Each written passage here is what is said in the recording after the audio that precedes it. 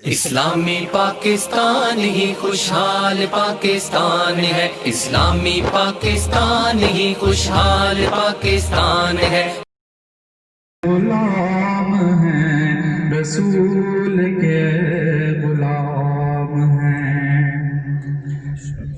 اے وطن پیارے وطن، پاک وطن پاک وطن، اے میرے پیارے وطن، اے وطن پیارے وطن،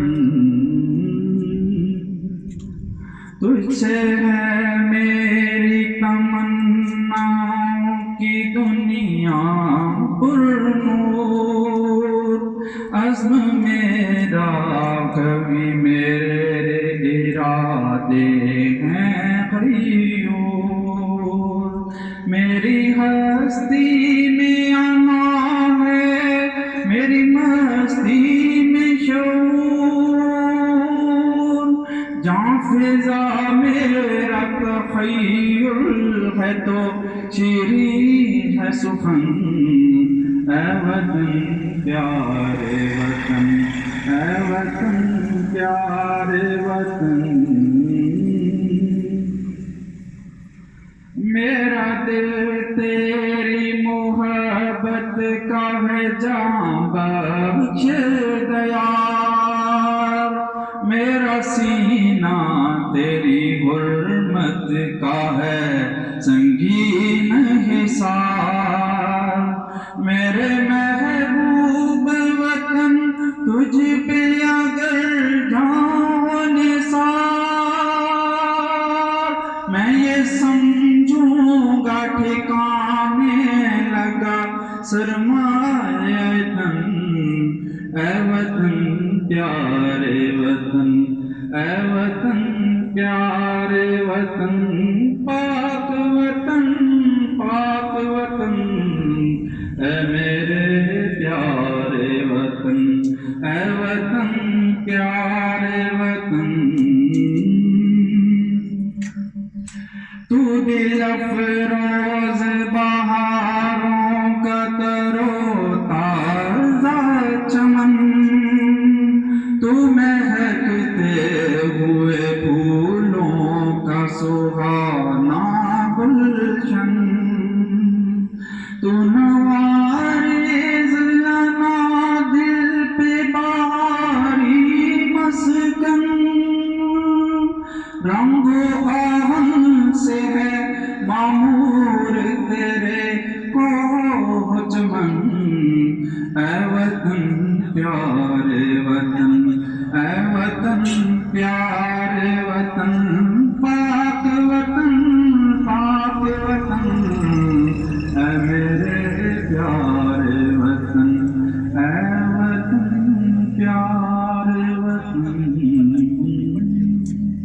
یہ تو وہاں پر ہم نے دیکھا کہ ایک بزرگ اور ان کی بیوی جو ہے وہ ایک ریڑے کے اوپر، گدا گاڑی کے اوپر دو بورے جو ہیں وہ رکھ کے لا رہے ہیں، تو وہ بڑی مشکل سے چل کے جا رہے تھے، تو ہم نے ہمارے پاس گاڑی تھی تو ہم نے کہا ان سے پوچھتے ہیں جی ان کو کیا مسئلہ ہے، تو وہ انہوں نے پوچھا جی آپ کدھر جا رہے ہیں، انہوں نے کہا جی کہ ہمیں یہاں سے ہم ہجرت کر کے آئے ہیں، تو جس گھر میں ہم آئے تھے وہاں ہمیں یہ بورے پڑے ہوئے ملے، اور انہوں نے جب کھول کے دیکھا تو اس کے اندر بہت سے سکے تھے، اس وقت کی جو کرنسی تھی، تو ہم نے کہا کہ یہ ہمارے تو نہیں ہیں، تو ایسا کرتے ہیں کہ اب ہمارا نیا ملک بن گیا تو ہم یہ جا کے اپنے ملک کے خزانے کے اندر جمع کرا دیتے ہیں، تو اب ہم اپنے گھر سے نکلے ہوئے ہیں اور ہمیں یہ نہیں پتا کہ پاکستان کا قومی خزانہ کدھر ہے، اور ہم یہ ڈھونڈ رہے ہیں کہ ہمیں کوئی بتائے کہ وہ خزانہ کہاں پہ ہم وہاں جمع کرا دیں، اور ان واقعات کے ساتھ ساتھ بعد کے ادوار کے اندر پھر جب لوگوں کو اور مختلف حالات جب بگڑنا شروع ہوئے تو علامہ اقبال کے جو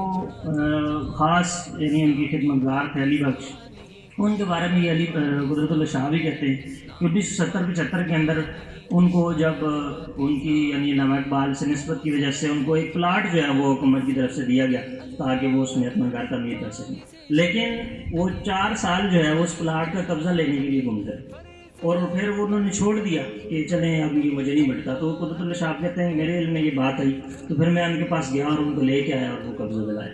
یعنی ایک طرف تو یہ حال ہے کہ جب یہ ملک بنا تھا اس وقت لوگوں کا جذبہ کیسا تھا اور بعد کے ادوار کے اندر جو ہے وہ ہمارے ساتھ کیا ہوا. اس کے علاوہ جب بھی مشکل وقت آیا اس قوم کے اوپر تو عوام نے ہمیشہ جو ہے وہ بڑھ چڑھ کر حصہ لیا. یعنی وہ چاہے 65 اور 71 کی جنگیں ہوں یا بعد میں آنے والا زلزلہ ہو، کوئی بھی ایسا موقع نہیں ہے کہ جب عوام جو ہے وہ کسی بھی قربانی سے پیچھے ہٹی ہو. لیکن جب قیادت کا وقت آتا ہے، فیصلے کرنے کا وقت آتا ہے، تو اس وقت جو ہے وہ عالمی طاقتوں کے سامنے گھٹنے ٹیک دیے جاتے ہیں. تو آج ہم اس دن کے اندر اس 14 اگست کے حوالے سے جو تقریب ہے اس کا ارادہ ہمیں کرنا چاہیے کہ ہمیں ایسی قیادت جو ہے وہ میسر آئے کہ عوام تو نڈر ہیں، عوام تو بے باک ہیں، لیکن ایسی قیادت بھی ہو جس عوام کو جو ہے جس کی رہنمائی کر سکے. میں ہمیشہ چوپائی صاحب سے گزارش کرتا ہوں کہ وہ پرچم کشائی کے لیے اور آج کے دن کے حوالے سے کچھ گفتگو کریں.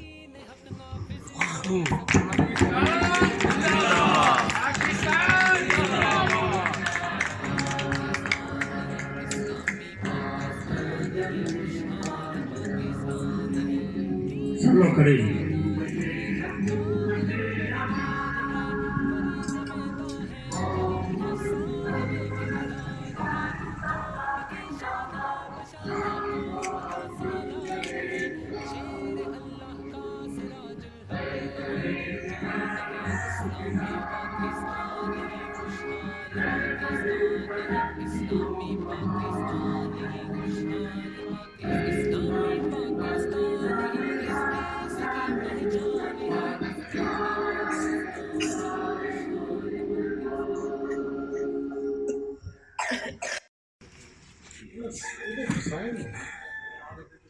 اعوذ باللہ من الشیطان الرجیم بسم اللہ الرحمن الرحیم رب اشرح لی صدری ویسر لی امری واحلل عقدۃ من لسانی یفقہوا قولی.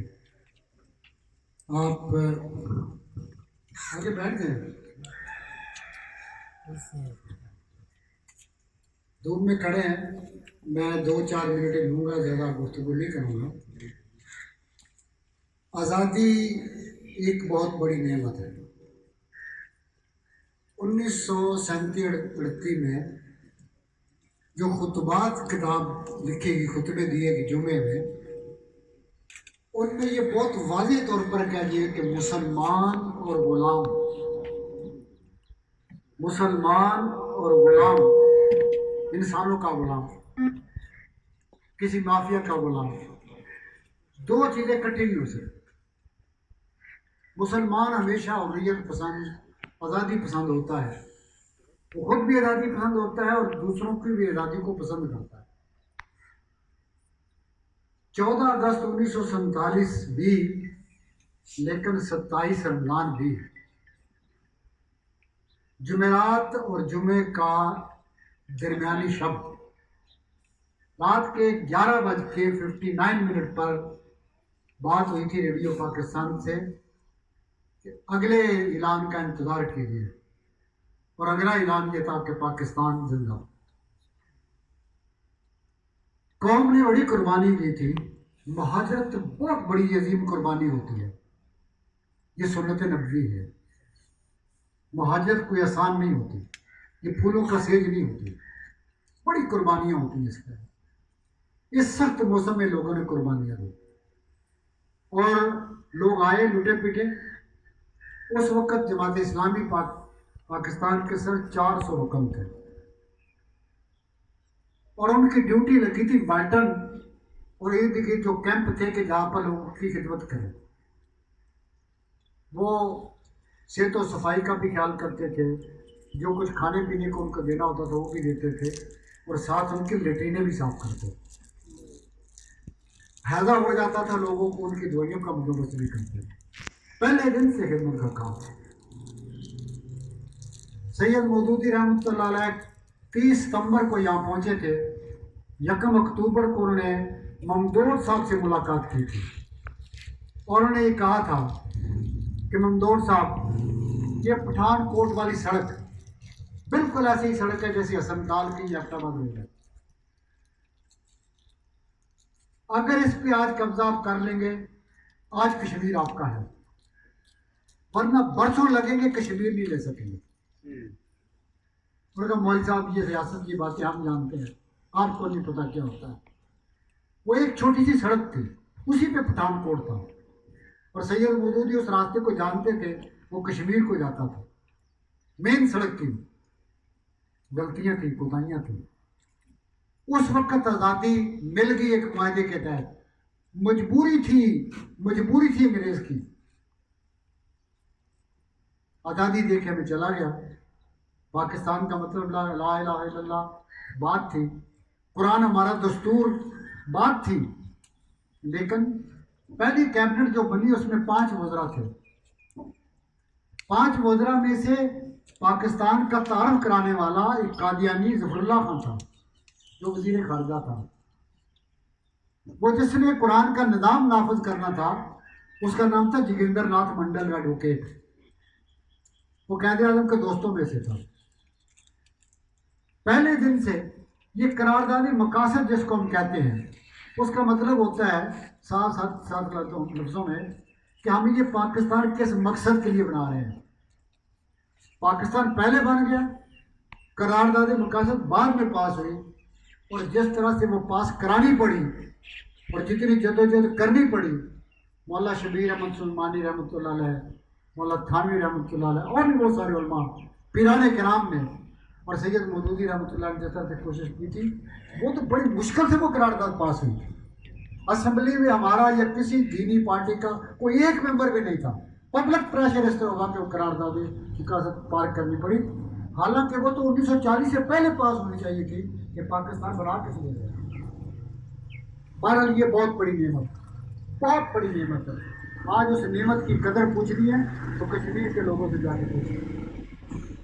مشرقی پاکستان ہم سے الگ ہوا، اور پھر وہاں کے بہت سارے چیدہ لوگوں کو، جماعت اسلامی کی بڑی عظیم لیڈرشپ کو پھانسی دی گئی، پھانسیاں دی گئی۔ اس پھانسیوں کی وجہ کیا تھی؟ اس پھانسیوں کی وجہ پاکستان کے ساتھ وہ تعاون، اس کا بہانہ تھا۔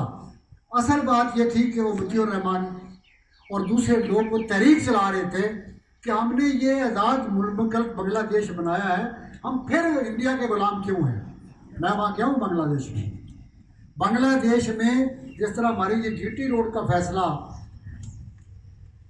یو این او کرتا ہے، ورلڈ بینک کرتا ہے، ان کی جی ٹی روڈ اور ان کی بڑی سڑکوں کا فیصلہ انڈیا کرتا ہے۔ انہوں نے کہا جی یہ سڑک بنا رہے ہیں ڈھاکہ سے لے کر دلی تک، میں اس کو سمجھ کیا۔ انہوں نے کہا یہ انڈیا کے تعاون سے بن رہی ہے اور انڈیا کی مرضی کے خواہش کے مطابق بن رہی ہے۔ لیکن الحمدللہ اب ان کو بھی تھوڑی شکل آ گئی ہے، اور وہ تھوڑے اب اس بات پہ سوچنا شروع کیا ہے کہ جن لوگوں کو کافی دیر کی گئی، وہ لوگ تحریک چلا رہے تھے کہ ہم نے، اگر آپ کہتے تھے پاکستان سے آزادی حاصل کی ہے تو ہم انڈیا کے غلام کیوں ہیں؟ انڈیا کے غلام تو ہم پہلے بھی تھے۔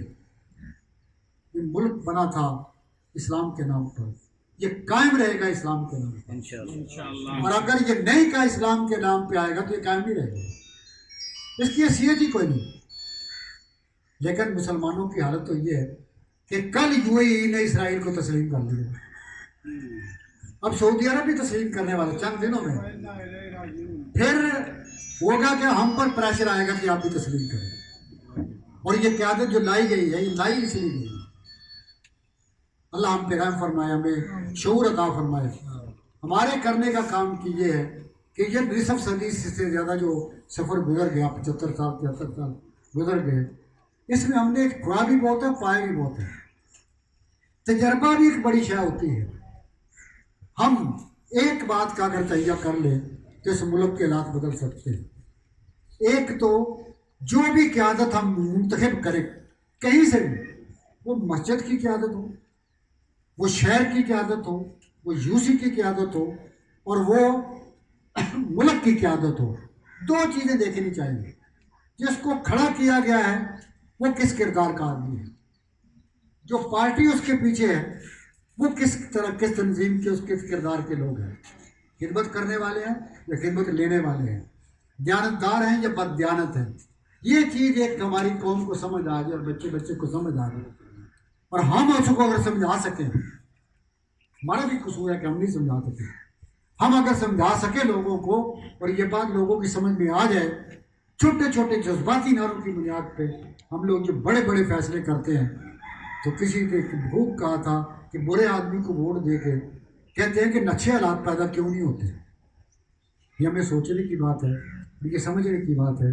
14 अगस्त इस तजदीद की बात है कि ये जो रमज़ान मुबारक में बना था, ये जो शब कदर में बना था, इसकी हमने कदर क्यों नहीं की, इसकी कदर क्यों गुमा दी।